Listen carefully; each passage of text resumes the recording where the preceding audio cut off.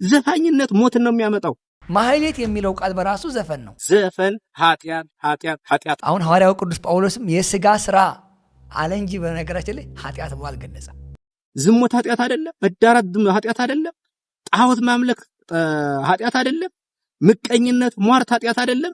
ይሄን ሁሉ ነው በሙሉ የደመሰሱት ይሄን ሁሉ ሐሳብና ይሄ የሥጋ ሐሳብ ነው እንጂ ኃጢአት አይደለም። በጣም ይሄ ቤተክርስቲያን ልትቀበለው የማትችል አባቶቻችን ለዘመናት የሰበኩት እውነት። ሰላም ተወዳጆች፣ ይህ የምስራች ቲዩብ ነው። ሰብስክራይብ፣ ሼር እና ላይክ በማድረግ ቤተሰብ ይሁኑ። ዛሬ ወደ እናንተ የመጣሁት አንድ ሐሳብ ላካፍላችሁ ነው።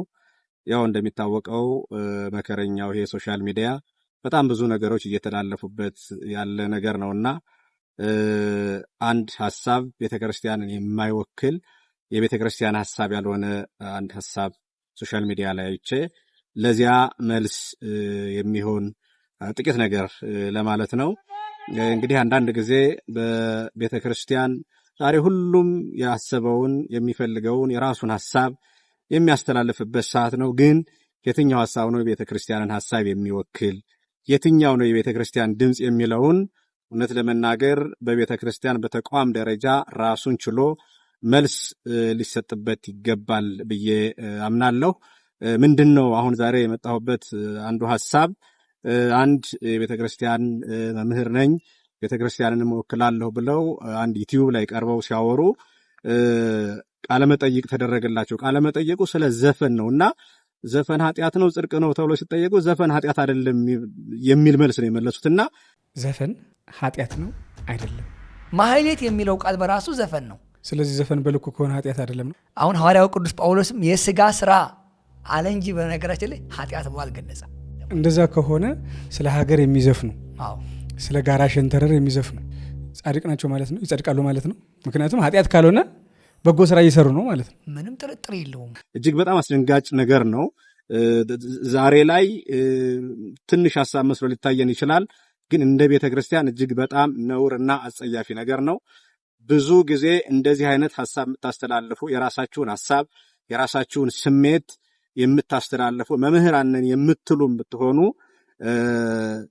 የትኛው እንደሆነ የማታውቁት ከሆነ መተው፣ የማታውቁት ከሆነ መጠየቅ። የቤተክርስቲያን ድምጽ ካልሆነ እናንተ ቤተክርስቲያን ልትወክሏት ስለማትችሉ የቤተክርስቲያን ሐሳብ የመጽሐፍ ቅዱስ ሐሳብ ያልሆነውን ነገር ለቤተክርስቲያን ለመለጠፍ የምትሞክሩ ሰዎች እባካችሁን፣ የቤተክርስቲያን በጣም ብዙ ድምጽ አላት፣ ብዙ ሐሳብ አላት፣ ብዙ ቃል አላት። መጽሐፍ ቅዱሱ መቼ ተሰበከ? የመጽሐፍ ቅዱሱ ሐሳብ መቼ አለቀብን? እውነቱ መቼ አለቀብንና ነው ዛሬ የሚያወዛግብ ነገር ለሰሚ የሚያወዛግብ የሚሰሙ ሰዎች ዩቲዩብ ላይ የሚያዩ ሰዎች እንዴ ዘፈን ኃጢአት አይደለም እንዴ ብለው ሰዎች እንዲወዛግቡ ማድረግ ራሱ ሌላ ኃጢአት ስለሆነ እባካችሁን ወደ እውነት ተመለሱ። የቤተክርስቲያን ድምጽ ለማስተላለፍ ሞክሩ ለማለት እወዳለሁ። እና ሐሳቡም እንዳልኳችሁ ዘፈን ኃጢአት ነው ኃጢአት አይደለም ሲባሉ እንደውም የጠቀሱት ጥቅስ በጣም ያስገረመኝ ነገር ደግሞ ይሄ ነው። የጠቀሱት ጥቅስ ገላትያ ምዕራፍ 5 ቁጥር 21 ላይ ያለውን ነው። ዘፋኝነት የሥጋ ሐሳብ ነው የሚል እንጂ ኃጢአት ነው አይልም ነው ያሉት። ምን ሊሉ እንደሆነ ራሱ አልገባኝም። ደጋግሜ ያየሁት እንዲህ ነው የሚለው የሥጋ ሐሳብ ነው የሚለው እንጂ ኃጢአት ነው አይልም መጽሐፍ ቅዱስ ብለው ነው መጨረሻ ላይ ደመደሙት። እና ይሄ የሥጋ ሐሳብ ነው ማለት ምን ማለት ነው? ገላትያ ላይ ያሉት የጠቀሳቸው በጣም ብዙ አሉ እኮ። የመንፈስ ፍሬዎችን በኋላ ጠቅሷል ቅዱስ ጳውሎስ። ይህንም ሲጠቅስ ዝሙትን፣ መዳራትን፣ ጣዖት ማምለክን ይህን ሁሉ ጠቅሶታል። እና ይሄ ሁሉ ኃጢአት አይደለም ማለት ነው። አሁን ሐዋርያው ቅዱስ ጳውሎስም የሥጋ ሥራ አለ እንጂ በነገራችን ላይ ኃጢአት ብሎ አልገለጸም። ዝሙት ኃጢአት አይደለም፣ መዳራት ኃጢአት አይደለም፣ ጣዖት ማምለክ ኃጢአት አይደለም፣ ምቀኝነት ሟርት ኃጢአት አይደለም። ይሄን ሁሉ ነው በሙሉ የደመሰሱት ይሄን ሁሉ ሐሳብና ይሄ የሥጋ ሐሳብ ነው እንጂ ኃጢአት አይደለም። በጣም ይሄ ቤተክርስቲያን ልትቀበለው የማትችል አባቶቻችን ለዘመናት የሰበኩት እውነት ነው። ዘፈን ኃጢአት ነው። ደግሜ እላለሁ፣ አሁንም ኃጢአት ነው። ይሄ በምንም አይነት ልንሞሽረው አንችልም፣ ልናበጃቸው አንችልም። እኔ መምህሩ ይህንን ያሉት መምህር በግላቸው ዘፈን ሊወዱ ይችላሉ። ዘፈን የሚወዱ ከሆነ ንስሐ ያስፈልጋቸዋል። በግላቸው ዘፈን ስለሚወዱ ዘፈን ጽድቅ ሊሆን አይችልም። ካባ ለብሰው መልእክት ስላስተላለፉ ዘፈን እሳቸው ስለወደዱት ብቻ ጽድቅ ሊሆን አይችልም፣ ኃጢአት ነው። ይህ የመጽሐፍ ቅዱስ ሐሳብ የቤተክርስቲያን መልእክት ስለሆነ እና እዚሁ ገላትያ ላይ እነዚህን ነው የሚጠቅሰው። ዘፋኝነት ትልቅ ኃጢአት ነው። የስጋም ደግሞ የስጋ ፍሬ ብሎ ነው የሚገልጠው እና እሳቸው ዝቅ ብለው ያዩት አይመስለኝም መጨረሻ ላይ እነዚህን የሚያደርጉ ሁሉ የእግዚአብሔርን መንግስት አይወርሱም ይላል። እና ኃጢአት ካልሆነ እንዴት ነው የእግዚአብሔር መንግስት አይወርሱም የሚለው? ኃጢአት ስለሆነ ነው። እኒህን የሚያደርጉ ዘፋኝነት፣ አድመኝነት፣ ጣዖት ማምለክ፣ ሟርት፣ እነዚህ ሁሉ እነዚህን የሚያደርጉ ሁሉ የእግዚአብሔርን መንግስት አይወርስም ነው የሚለው። ስለ ስጋ ሐሳብ የእሳቸው መረዳት በትክክል የገባቸው አይመስለኝም። እንዲሁም ቅዱስ ጳውሎስ እኮ ስለ ስጋ እንዲህ ነው የሚለው ሮሜ ምዕራፍ 8 ቁጥር 6 ላይ ስለ ስጋ ማሰብ ሞት ነው፣ ስለ መንፈስ ማሰብ ግን ሕይወትና ሰላም ነው ነው የሚለው። ኃጢአት ስለሆነ እኮ ነው ስለ ስጋ ማሰብ ሞት ነው ያለው። ዘፋኝነት ሞትን ነው የሚያመጣው። ሞትን፣ ከእግዚአብሔር መለየትን፣ የእግዚአብሔርን መንግስት አያወርስም ይሄንን የሚያደርግ። ስለዚህ እባካችሁ ዩቲዩበሮችም ሶሻል ሚዲያ ላይ ያላችሁም እንዲያው አወዛጋቢ ነገር ሲሆን ቪው ሊበዛ ይችላል፣ ብዙ ሰው ሊያዩ ይችላል ብላችሁ የቤተ ክርስቲያን ልጆች ነን እያላችሁ የቤተ ክርስቲያን መልእክት ያልሆነ ነገር እባካችሁ አታስተላልፉ። ሰውንም አታወዛግቡ። ህዝቡ በጣም ብዙ የሚያወዛግበው ነገር አለ። የኑሮ ውድነቱ በጣም ብዙ በህይወቱ ላይ የከበደው ነገር አለ። እውነቱን ሐሰት እያስመሰል ሐሰቱን እውነት እያስመሰል የቤተ ክርስቲያን ሰዎችን እያቀረብ የባሰ እባካችሁን ይህንን ምስኪን የሆነ ህዝብ አናወዛግበው። እናንተ ከምታገኙት ገንዘብ ይልቅ እናንተ የምታወዛግቡት ህዝብ በዝቷል። እናንተ ከምታገኙት ገንዘብ በዙሪያችሁ እናንተን የሚከተለው ህዝብ ይበልጣል። መጀመሪያ ሰውን አክብሩ። ለሰው ክብር ይኖራችሁ፣ ለአማኙ ክብር ይኖራችሁ። ቤተ ክርስቲያንንም ዝቅ የሚያደርግ መልእክት ሲመጣ እናንተ ኖበሉ። ዩቲዩበሮች ይህንን ሶሻል ሚዲያ ላይ የምትጠቀሙ እንዴ ይህንን ሐሳብ እርግጠኛ ነኝ ይሄ የዩቲዩብ ባለቤቱ ራሱ ኢንተርቪው የሚያደርገው ራሱ ይሄ ይጠፋል ብዬ አላስብም። ዘፈን ኃጢአት እንደሆነ ግን አወዛጋቢ ነገር ሲሆን ሰው ያየዋል፣ አወዛጋቢ ነገር ሰው ይወዳል በሚል ቤተክርስቲያን ማትወክለውን ነገር ያልሆነ መልእክት ሐሰቱን እውነት ጨለማውን ብርሃን እያስመሰላችሁ እባካችሁን በቤተክርስቲያን አምላክ እንደዚህ አይነት ነገር አታቅርቡ ለማለት እወዳለሁ። እንግዲህ የተወደዳችሁ እግዚአብሔር ቤተሰቦች እንደው በስሜት ይችን ቃል ለማለት ነው።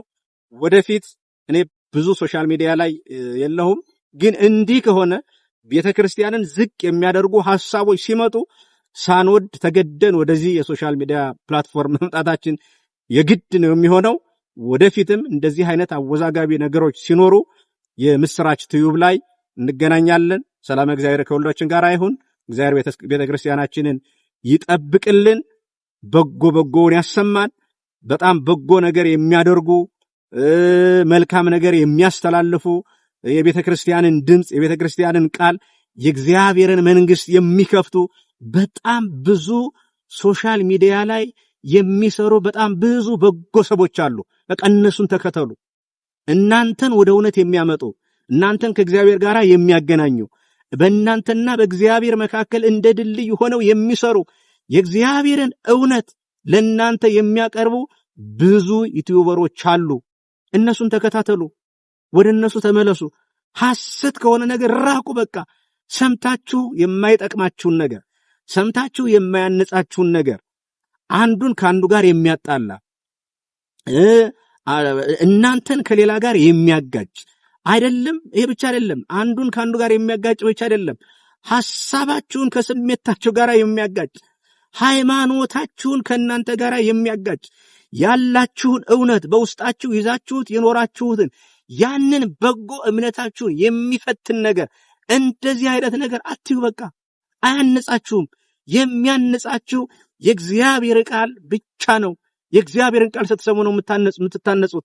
በዚህ ራሳችሁን ለዚህ አሳልፋችሁ ስጡ እንጂ አሉባልታ የሚያወሩ፣ ባሉባልታ ውስጥ ያሉ፣ ስለ እነሱ ገንዘብ ማግኘት ብቻ የሚያስቡ፣ ስለ ሰው መጥፋት የማይጨነቁ፣ ስለ ትውልዱ መጥፋት የማይጨነቁ፣ ስለ ታየላቸው ብቻ ዩቲዩብ ላይ ተጥደው የሚውሉ ሰዎች እናንተን አይጠቅማችሁም። የቤተ ክርስቲያንን ድምፅ እየለያችሁ ነጥላችሁ እያወጣችሁ የቤተ ክርስቲያንን ድምፅ ስሙ። በትክክል የቤተ ክርስቲያን በጣም ብዙ ሊቃውንት አሉ። ብዙ አባቶች አሉ ግን የማይናገሩ ዝም ያሉ። አሁን ሶሻል ሚዲያው ላይ ያለው እንዲያው አንድ ተጠይቆ የማይመልስ ነው አብዛኛው ለማለት ፈልጌ ነው። ብዙ ሊቃውንት ግን እግዚአብሔር ይመስገን አሁን እየመጡ ነው ወደፊት የቤተ ክርስቲያንን መልእክት የሚያስተላልፉ አንዳንድ አሁን እንዳልኳችሁ የቤተ ክርስቲያን መልእክት የሚመስል ግን ያልሆነ መልእክት ሲተላለፍ እያሉ በቁጭት ብዙ የቤተ ክርስቲያን ሊቃውንት እየመጡ ነው። እነሱን እየለያችሁ ተመልከቱ፣ እነሱን እየለያችሁ ተከታተሉ፣ ለነሱ ተከታዮች ሁኑ። እንዲህ በማድረግ ራሳችሁን ልጆቻችሁንም ታተርፋላችሁ። ከሚያወዛግብ ነገር ሐሰቱን እውነት ከሚያደርግ ነገር ግን ራሳችሁን ልትጠብቁ ይገባል ለማለት እወዳለሁ። ሰላም እግዚአብሔር ከሁላችን ጋር ይሁን። ይቆየን።